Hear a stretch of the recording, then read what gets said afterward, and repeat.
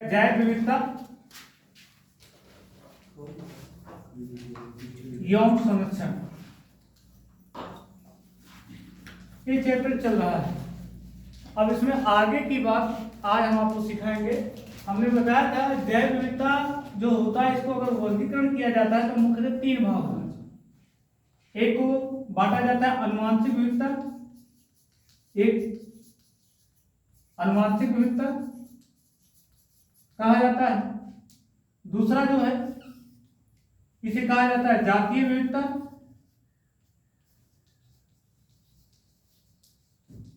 तीसरा जो है इसे बांटा गया है वो पारिस्थितिक की विविधता।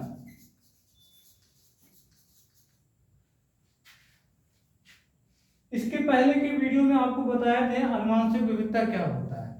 अनुवांशिक विविधता को अगर मैं रिमाइंड करूं आपको, तो जैसे मैं सिंपल सा उदाहरण दिया था, कुछ ऐसे टमाटर के पौधे होते हैं जिनके पूरे जीवन काल में 10 से 12 केजी टमाटर उत्पादन होता है, लेकिन कुछ ऐसे भी टमाटर के पौधे होते हैं जिसके पूरे जीवन काल में 1 से 2 किलो टमाटर ही उत्पादन हो पाता है।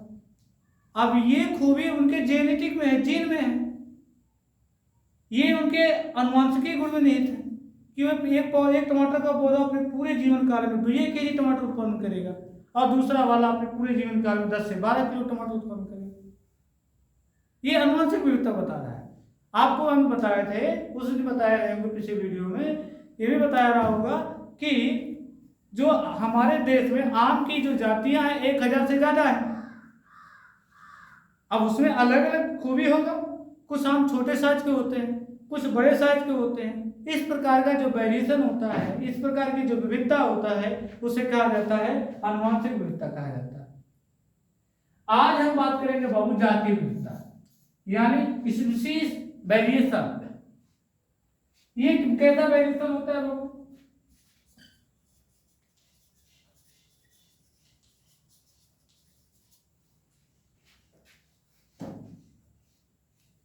जो पश्चिमी घाट है, पश्चिमी घाट पे जो उभयचर की जातियां हैं, पश्चिमी घाट की जो उभयचर की जातियां हैं वह पूर्वी घाट से ज्यादा है।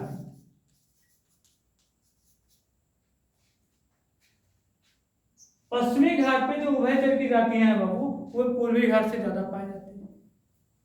मतलब कहने का मतलब है जो पश्चिमी घाट है उसमें उभय यानी स्थल पे रहने वाले या जो स्थल पे और जल में रहने वाले जो होते हैं, उनमें जो जातियों की संख्या है पश्चिमी घाट पे वो बहुत ज्यादा है, और पूर्वी घाट पे क्या है बाबू?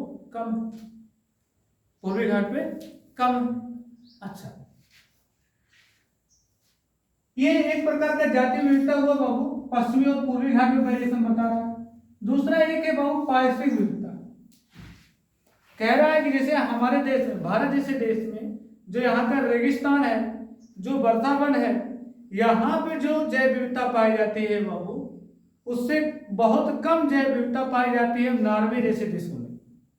मतलब भारत के रेगिस्तान, मैंग्रोव और वर्षा वनों में जो जैव विविधता पाया जाता है बाबू, ये जैव यहाँ के पारितंत्र में जो जैव विविधता पाया जाता है, भारत के रेगिस्तान, मैंग्रोव और वर्षा वन के पारितंत्र में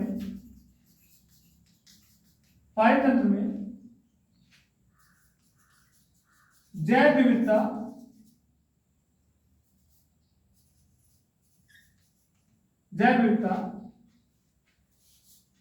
नॉर्वे जैसे देशों से ज्यादा पाया जाता है।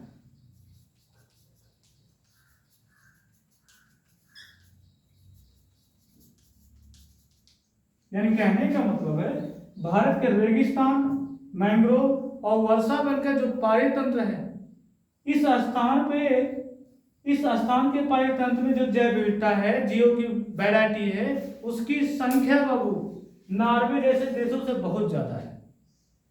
इस प्रकार की विविधता को बोला जाता है वो पारिस्थितिक विविधता। आप कुछ ऐसा समझे, कुछ ऐसा, जैसे मान लीजिए अपने ही देश की बात करते हैं, एक वर्षा वन है यानी सदाबहार वन जहाँ पर, और एक तरफ रेगिस्तान है।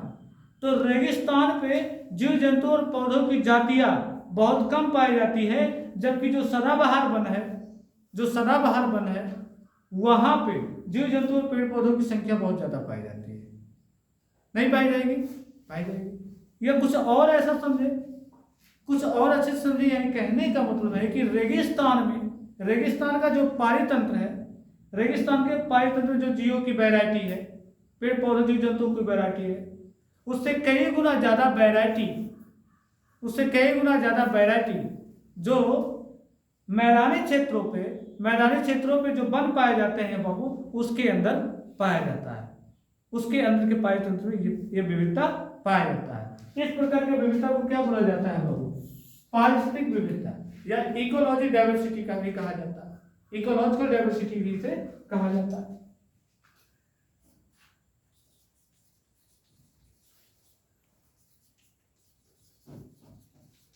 यानी कहने का मतलब संक्षेप में अगर मैं बताऊं लास्ट में, तो जैव विविधता को मुख्यतः 3 भागों में बांटा गया है।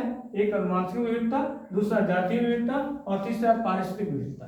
अनुवांशिक विविधता में इसमें बाबू उत्पादन संबंधित, क्वालिटी संबंधित इसमें विविधता पाया जाता है। जैसे यूं समझे, जैसे मैंने टमाटर का उदाहरण दिया आपको, कुछ पौधे टमाटर के ऐसे होते हैं जिसमें अपने पूरे जीवन काल में ज्यादा उत्पादन होता है, 10 से 12 केजी, और कुछ टमाटर के पौधे ऐसे होते हैं जिनमें अपने पूरे जीवन काल में 1 से 2 किलो टमाटर ही उत्पादन हो पाता है। ये ऐसा क्यों हुआ? क्योंकि उसमें अनुवांशिक विविधता पाया जाता है। जातीय विविधता में बाबू पश्चिमी घाट में उभयचर जातियों की संख्या बहुत ज्यादा पाई जाती है, पूर्वी घाट में उभयचर जातियों की संख्या कम पाई जाती है।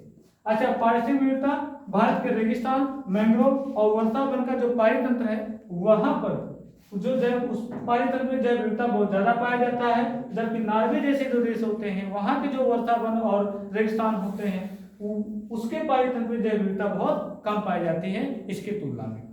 आई बात समझ?